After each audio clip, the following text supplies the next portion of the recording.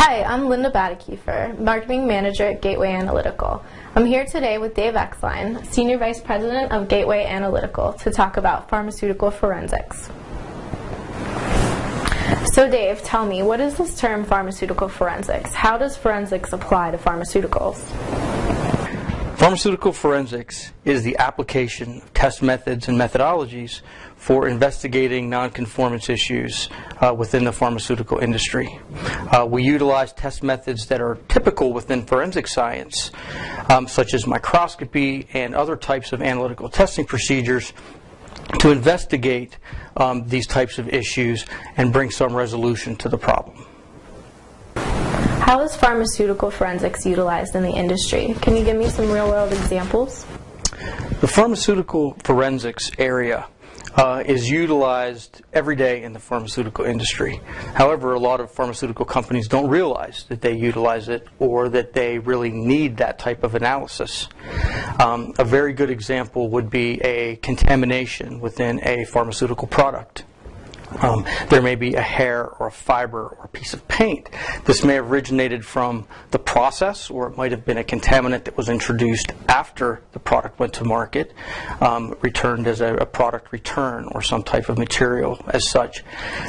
In those instances, pharmaceutical companies need to investigate the presence of foreign particulate and identify what sources they may have come from, and then come up with a plan to try to remediate that problem.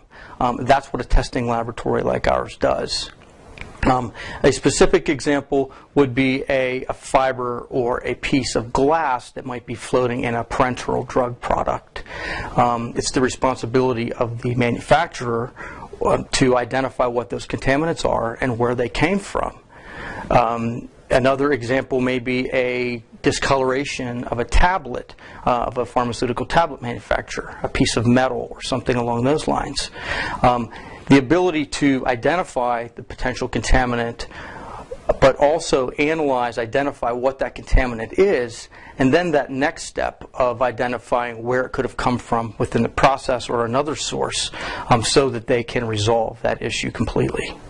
So that's related to the drug product. Can you give me some examples about how pharmaceutical forensics can help improve the overall process?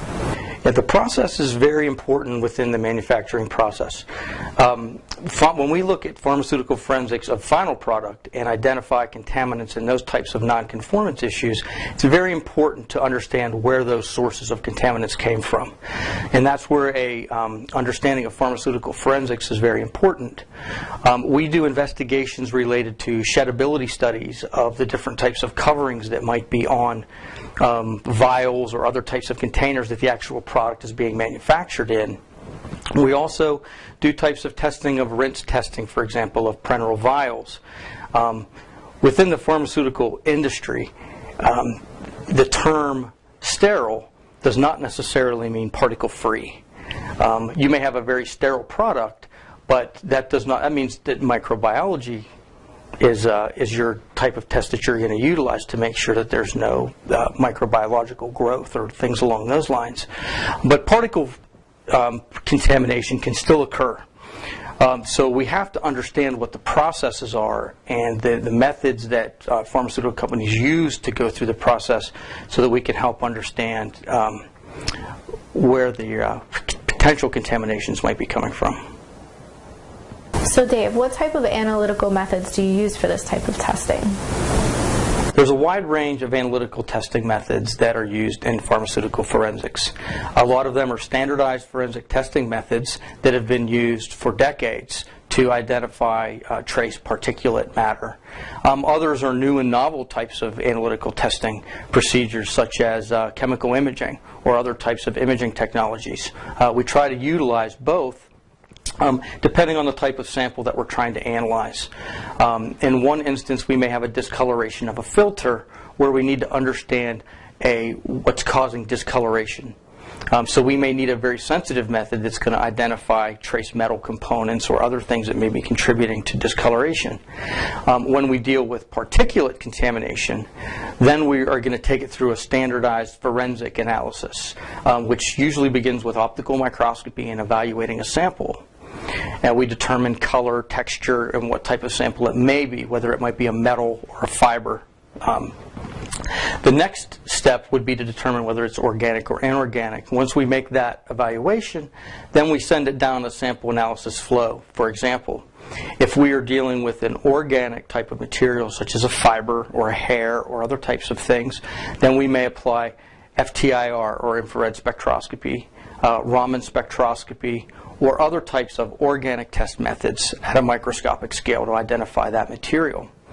Once we've identified what the material is, then we take it to the next step in the forensic investigation, which is a comparison with a known exemplar material.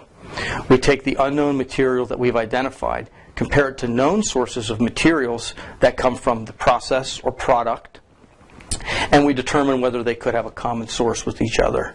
So the whole analytical scope, all of the testing methods, are used to collect information about the sample so that ultimately we can make a comparison between the question sample, which is the nonconformance or the particle, and compare it against known materials and determine if they had a common source. And then that takes us to the next part of pharmaceutical forensics, which allows us to determine where that potential contaminant came from. Why is Gateway Analytical in particular well suited for pharmaceutical forensic investigations?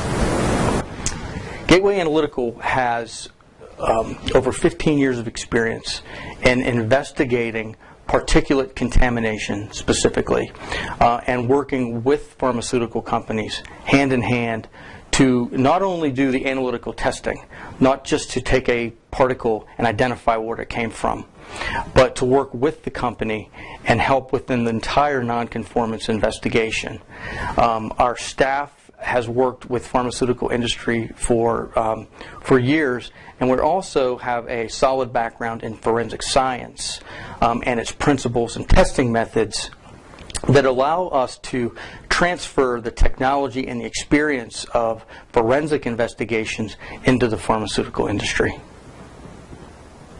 So there you have it, forensics applied to pharmaceuticals, a new approach to investigating nonconformance issues and deviations. For more information or specific questions, give us a call or visit our website.